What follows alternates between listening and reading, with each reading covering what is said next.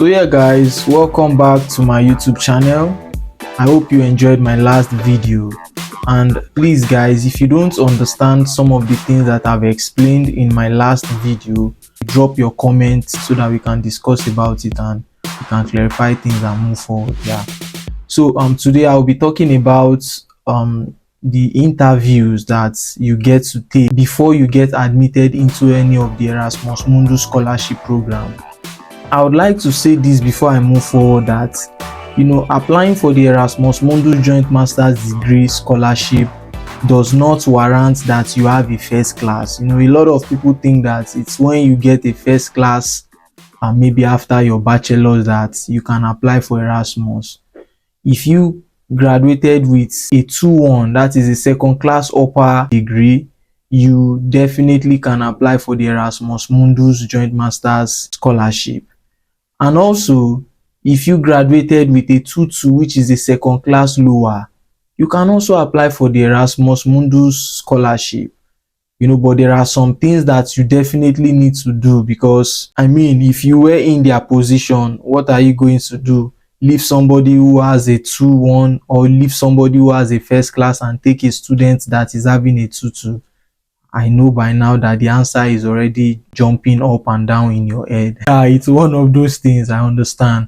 But if you graduated with a 2-2, then you need to prove to these people that you understand that, yeah, you had that shortcoming, but there are some other things that you've tried as much as possible to put in place so that they can believe that, yes, you are ready for the journey ahead.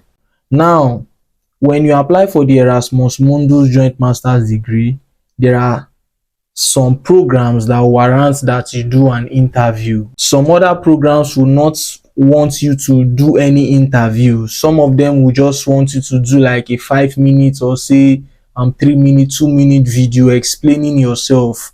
And this is separate from the motivation letter that you've written and submitted, and also separate from the CV and some other papers that they requested.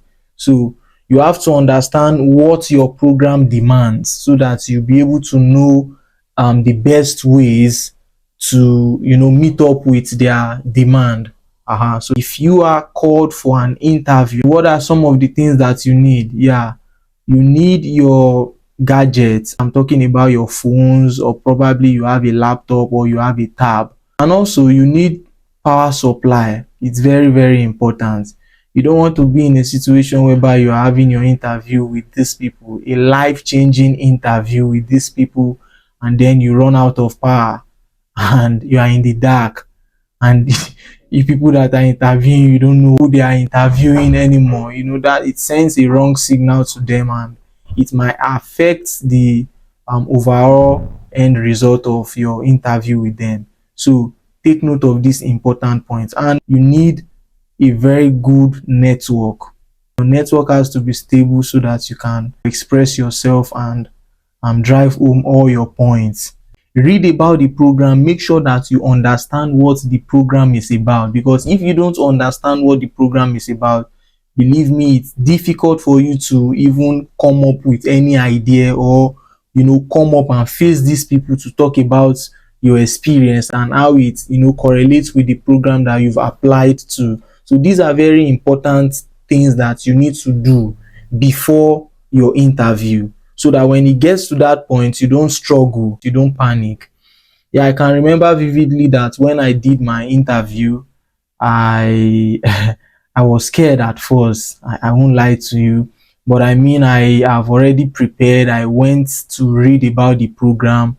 I understood some of the scope of the program. I know what I want. I know the research area that I'm interested in. So I was ready to explain everything to them, what I've done in the past and how I see the program as the only avenue for me to achieve my long-term career goals. You see, so the first question normally is that, can we know you? They ask, can we know you? Or probably they throw a question at you like, Mr. Joseph, and where do you see yourself in the next 10 years or in the next 2 years? I would advise that you don't just jump into telling them that, oh yeah, I see myself in this, I see myself doing a PhD, I see myself getting a job in an organization, working for a firm and stuff like that, it is very important that before you delve into talking about these things, you need to properly introduce yourself. Tell them your name. Don't assume that they already know. Yes, it is in your CV. Probably you've written something like that in your motivation letter. Okay, yeah, your transcript has it that you are from this country because you attended a university from that country. Yeah, all fine. But this is an interview. You don't start an interview by just jumping and say, oh, I've worked in so place, I've done this, I've done that. No. Introduce yourself. It is very important. I assure you that if you can introduce yourself like briefly for 1 minute, and you can tell them about yourself, tell them about your experience, and end by telling them that this is the reason I have applied for this program, because I believe that this program is going to do this program is going to do that. Try as much as possible to always end your conversation by talking about the impact of the program to your long-term career goals. This is very, very important. The interview process is not something that is crazy. Even if in the inception of everything you might feel timid, the interviewers might even understand they are not there to unalive you. So they are just humans like you. Let everything that you are saying has a connection to the program that you have applied to. This is very, very important. Talk about researches, talk about things that you've done in the past, talk about the problems that you encountered. You can also tell them, because they can ask you, why have you chosen this program? That can be a question. I think I've spoken about the fact that yeah, they can ask you, where do you see yourself in, say, 2 years from now or 3 years from now? One of the progressive answers that you can give to these people is that, yeah, after the program, you are looking forward to returning back to your country to, put the skills or the knowledge that you've gained from the program into practice. Or preferably, you can tell them that you are looking forward to pursuing a PhD immediately after your master's and program as an Erasmus scholar, because it will be important for you to, delve into the field fully, so you can amass a lot of knowledge in that research area. You see, sound positive. Always sound positive. Don't sound negative. The interview is not a place that you come to cry.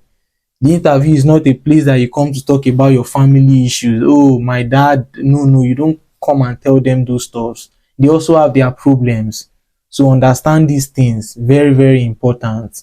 You need to understand that most of the questions that these people are going to be asking you, sometimes in some cases, these questions are generic questions. Something that when you check online, you can see, some templates and likely interview questions that you might come across during a scholarship interview like the Erasmus Mundus Joint Master's Degree Scholarship. But you have to understand your program. It is very important. Now, this is what I wanted to say. Your CV is going to be used as a template for some of the questions that these coordinators are going to be asking you. So whatsoever it is that you have in your CV, you have to master it. You don't want to get to the interview and they are asking you questions, some of the experiences that you've said that you have that are clearly written in your CV. They're asking you questions around these experiences and you have nothing to say. That sends a wrong signal to these people, and immediately it gives them the impression that all what you have on your CV are total lies. Please don't do that. So whatsoever it is that you have on your CV, make sure that they are correct, make sure that they are your experiences, make sure that everything is the truth. Sincerity matters. These people like sincerity. Try as much as possible to be sincere when answering your questions. Yeah, you can be diplomatic. You can't know everything. And that is another thing again. It is not everything that they ask you that you must say you know when you don't know. Avoid the perfectionist mentality that whatsoever it is that they ask me, I must try as much as possible to know it. I must try as much as possible to say, to say everything that I know. I said it before, make sure that you are brief. When they ask you a question, go straight to the point. Stop beating about the bush because you don't have time. Most of these interviews, they are timed. So when they tell you that the interview is going to be for, say, 7 minutes, 7 minutes it is. So you don't want to start talking and talking. But sometimes, if you are a very good talker like me, you can definitely catch their attention and you guys can have like a longer than supposed rapport. And I mean, that's if they are feeling you and if they feel that, yeah, you are speaking correctly and you are saying some things that probably they didn't know before, because don't assume that they also know it all. Sometimes they learn from you. It's possible. So yeah, interviews are supposed to be interactive. Interviews are supposed to be, you know, amazing, not something that you come and you start getting scared and stuff like that. So relax, be calm. If you want to put on a suit, if you feel that you're going to be comfortable in that, why not go ahead, put on a suit, dress moderately. If that is going to boost your confidence, do it. I really enjoyed my interview. It was very nice, very interactive, and in the end, I kind of understood that I might be fortunate to get this scholarship. I think you can also know, from your interaction, you can in a way predict if you are going to be given a scholarship, for the Erasmus Mundus joint master's degree program that you applied for. So express yourself, be confident, don't be arrogant, dress smart, maintain eye contact, take it seriously, and I know you're gonna do just amazing. So guys, I think I've said a lot, and if there is anything that you want more clarification on, I would appreciate that you drop a comment in the comment section. And please, you guys should subscribe to my YouTube channel. I'm begging. Thank you so much. Thank you so much. I know you guys are amazing people, and I'll catch you in my next video. Bye.